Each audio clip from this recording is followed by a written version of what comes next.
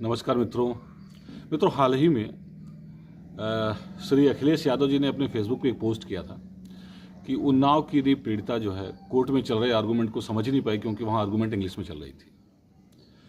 मुझे सिर्फ ये कहना है, मुझे उन्नाव केस के बारे में तो कुछ नहीं कहना है, मुझे ये जो पोस्ट की गई है अखिलेश यादव जी के द्वारा उस पर कहना है कि ये बड़ी ही गैर जिम्मेदाराना पोस्ट है और इस तरह की पोस्ट से जनता के बीच में जो कोर्ट्स हैं उनके प्रति अविश्वास उत्पन्न होता है। तो ऐसे एक बड़े राजनेता को एटलीस्ट इस तरह की पोस्ट नहीं करनी चाहिए। ऐसा मैं क्यों कह रहा हूँ, उसका लीगल बेसिस है।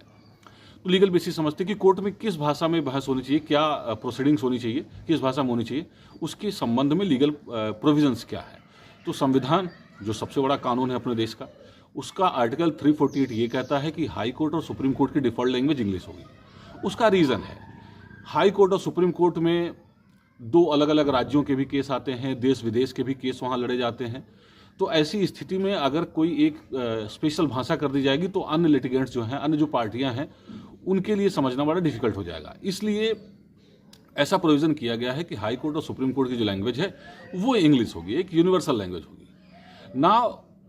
अब ये उसमें 348 में ये भी प्रोविज़न दिया हुआ है कि अगर संसद चाहे तो इसमें परिवर्तन कर सकती है। चूँकि अखिलेश यादव जी ने जो पोस्ट किया है वो एक क्रिमिनल प्रोसीडिंग के ऊपर था, तो क्रिमिनल केस में सीआरपीसी लागू होती है जो कि अब बीएनएसएस हो गई है। इसमें जो सीआरपीसी का जो सेक्शन 372 है उसमें ये प्रोविज़न है कि स्टेट गवर्नमेंट चाहे तो डिस्ट्रिक्ट कोर्ट्स जो हैं उनकी जो लैंग्वेज है वो डिसाइड कर सकती हैं। नॉर्मली सारे राज्य अपने डिस्ट्रिक्ट कोर्ट्स में उनकी लोकल लैंग्वेज में ही जो है सारी प्रोसीडिंग्स को करने के लिए कानून बनाते हैं।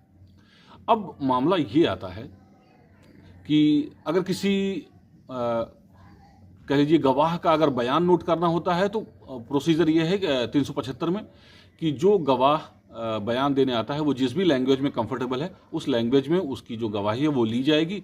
अगर लोकल लैंग्वेज के अलावा किसी अन्य लैंग्वेज में वो गवाही दे रहा है तो उसके लिए ट्रांसलेटर की व्यवस्था की जाएगी। ये लोकल प्रोविजंस है ना। अब मैं जो ये कह रहा हूँ कि इन्होंने जो अखिलेश यादव जी ने जो पोस्ट किया वो गलत था।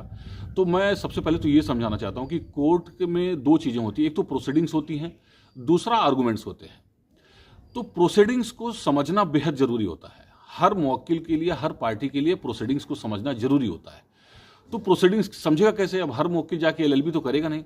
तो नॉर्मली जो उसके वकील होते हैं वो उसको कोर्ट प्रोसीडिंग्स समझाते हैं कि कोर्ट में क्या प्रोसीडिंग्स चलेंगी, किस तरह से जो है कोर्ट की कार्रवाई चलेगी, ये उसका मौकिल ही समझाता है। कानून चूंकि इसकी अनुमति देता है कि हर व्यक्ति अपने अधिवक्ता के माध्यम से अपनी बात को कोर्ट के समक्ष कह सकता है, तो जो प्रोसीडिंग समझाने की जिम्मेदारी होती है वो अधिवक्ता की होती है, ना कि कोर्ट की।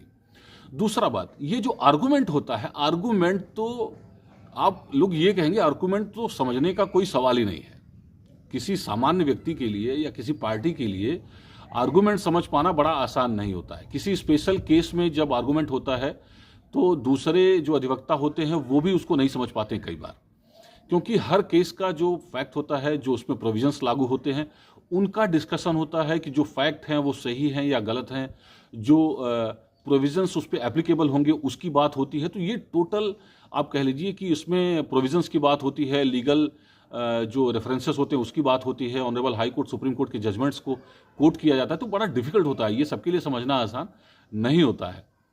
तो आर्गूमेंट अगर कोई मौकिल नहीं समझ पाता है तो इसका मतलब ये नहीं कि उसके साथ अन्याय हो गया है। प्रोसीडिंग्स अगर नहीं समझ पा रहा तो इसका मतलब यह है कि उसका अधिवक्ता उसको प्रोसीडिंग नहीं समझा रहा या वो पूछ नहीं रहा है।